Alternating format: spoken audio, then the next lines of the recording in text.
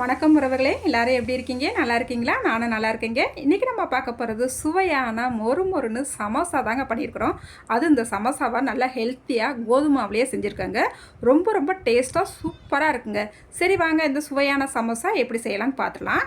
இப்போ ஒரு பாத்திரம் எடுத்துக்கலாங்க. இல்லை 1 கப்புக்கு கோதுமை மாவு சேர்த்துக்கலாம். அந்த மாவுக்கு தேவையான அளவு உப்பு சேர்த்துக்கலாங்க.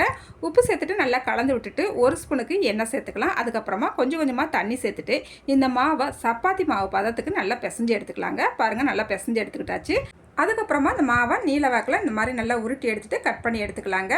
பாருங்கள், கட் பண்ணி எடுத்துக்கிட்டாச்சு. எங்கள் வீட்டுக்கார் தான் மாவு பிசைஞ்சாங்க. அவங்க இந்த மாதிரி உருட்டி கட் பண்ணி கொடுத்துட்டாங்க. அதுக்கப்புறமா மாவு விரிக்கிறதுலாம் நான் தாங்க.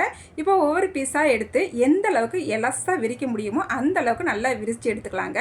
இப்போ நல்லா விரித்து எடுத்துக்கிட்டாச்சு.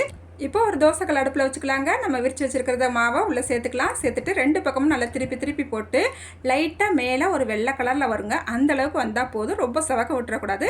அந்த மாதிரி சவக்க விட்டு எடுத்தோம்னா நம்ம மடிக்கும் போதே பிஞ்சு போயிடும். அதனால் வெள்ளை கலராக இருக்கும் போதே நம்ம எடுத்துக்கலாங்க. இது போல் எல்லாத்தையும் நம்ம ரெடி பண்ணி அந்த அடுப்பில் எடுத்துக்கலாம். அதுக்குள்ளேயும் இந்த பக்கம் இருக்கிற அடுப்பில் நம்ம ஸ்டஃபிங் ரெடி பண்ணிக்கலாம். இப்போ ஒரு கடாய் அடுப்பில் வச்சுக்கிட்டு இதில் 2 ஸ்பூனுக்கு எண்ணெய் சேர்த்துருக்கிறேன். எண்ணெய் நல்லா சூடான உடனே கொஞ்சமாக கடுகு சேர்த்துக்கலாம். கடுகு நல்லா பொரிஞ்சு வந்த உடனே மீடியம் சைஸ் பல்லாரி வெங்காயம் 2 பல்லாரி வெங்காயத்தை நீல வாக்கில் கட் பண்ணிட்டு சேர்த்துருக்குறேங்க. சேர்த்துட்டு 1 செகண்ட் மட்டும் வதக்கினா போதுங்க. அதுக்கப்புறமா ஒரே ஒரு கேரட்டை நல்லா பொடிசாக கட் பண்ணி வச்சுருக்கிறேன். இந்த கேரட்டை சேர்த்துக்கலாங்க.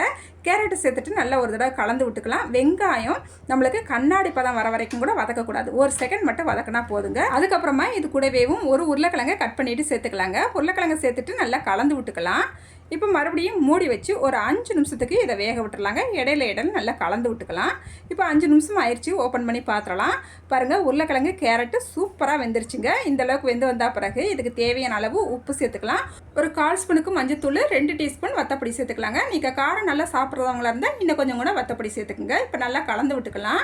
அதுக்கப்புறமா இதில் நம்ம கொஞ்சமாக கருவேப்பிலை சேர்த்துக்கலாங்க. கருவேப்பிலை சேர்த்துட்டு நல்லா கலந்து விட்டுக்கலாம். இதில் பொடிசாக கட் பண்ணிய மல்லி இலையும் சேர்த்துக்கலாங்க. சேர்த்துட்டு நல்லா கலந்து விட்டுட்டு அடுப்பை ஆஃப் பண்ணிக்கலாங்க. இந்த ஸ்டஃபிங் நம்மளுக்கு ரெடி ஆயிடுச்சுங்க. இது நல்லா ஆற விட்டுறலாம். இப்போ பார்த்தீங்கன்னா நம்ம எல்லா சப்பாத்தியுமே இந்த மாதிரி நல்லா வெள்ளை கலரில் வர்றாப்புல நம்ம சுட்டு எடுத்துகிட்டு வந்தாச்சுங்க. இப்போ நம்ம இதை கட் பண்ணி எடுத்துக்கலாம். 2 சப்பாத்தியை நல்லா கட் பண்ணி எடுக்கலாங்க. இந்த ஓரங்களை ஃபஸ்ட்டு கட் பண்ணி விட்டுட்டு அப்படியே நீல வாக்கில் கட் பண்ணிக்கலாம். மறுபடியும் இந்த ஓரங்களை கட் பண்ணி எடுத்துக்கலாங்க. இங்கே பாருங்கள், நம்மளுக்கு சூப்பரான சமோசா சீட்டு இப்போ கிடச்சிருச்சுங்க. பாருங்கள், செம்மையாக நம்மளுக்கு ரெடி ஆயிடுச்சுது. இதே போல் எல்லா சப்பாத்தியும் நம்ம கட் பண்ணி எடுத்துக்கலாம்.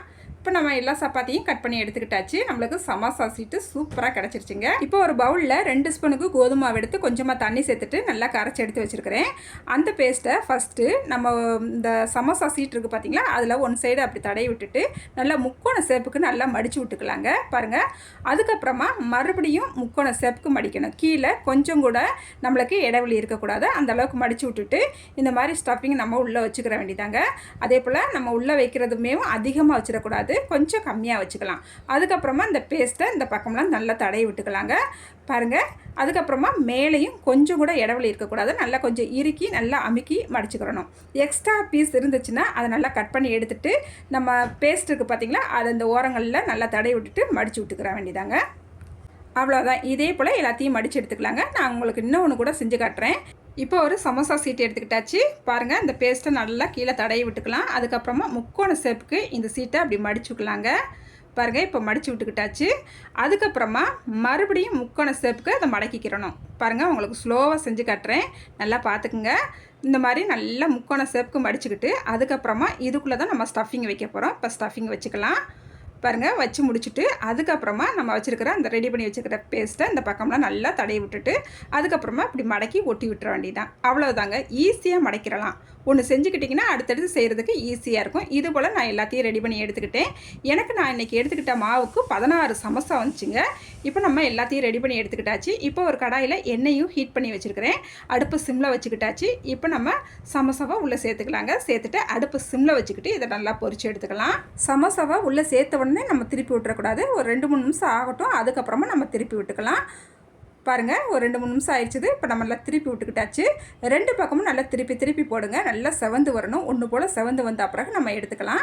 இப்போ நம்மளுக்கு சூப்பராக சமோசா ரெடி ஆயிடுச்சுங்க. நல்லா செவந்து வந்துருச்சு. இப்போ நம்ம இதை எடுத்துக்கலாம். இதே போல் மீதமாக இருக்கிற சமோசாவையும் நம்ம சுட்டி எடுத்துக்கலாங்க. இப்போ நம்மளுக்கு மொறுன்னு சுவையான சமோசா செம்ம டேஸ்ட்டாக ரெடி ஆயிடுச்சுங்க. நம்ம ஹெல்த்தியாக கோதுமை மாவில் செஞ்சுருக்கோம். ரொம்ப டேஸ்ட்டாக இருந்துச்சுங்க. நாங்கள் சாயங்காலம் மழை வரது போல் இருந்துச்சு, அதனால் சாயங்காலமாக போட்டு ஒரு டீயோடு சாப்பிட்டேங்க. ரொம்ப டேஸ்ட்டாக சூப்பராக இருந்துச்சு. நீங்களும் இதே அளவுகளோட ஒரு முறை ட்ரை பண்ணி பாருங்கள். ட்ரை பண்ணிவிட்டு எப்படி இருந்துச்சுன்னு மறக்காமல் கமெண்ட்டில் சொல்லுங்கள். இந்த வீடியோக்கு ஒரு லைக் பண்ணிவிடுங்க. அடுத்த ஒரு வீடியோவில் பார்க்கலாங்க. பாய்.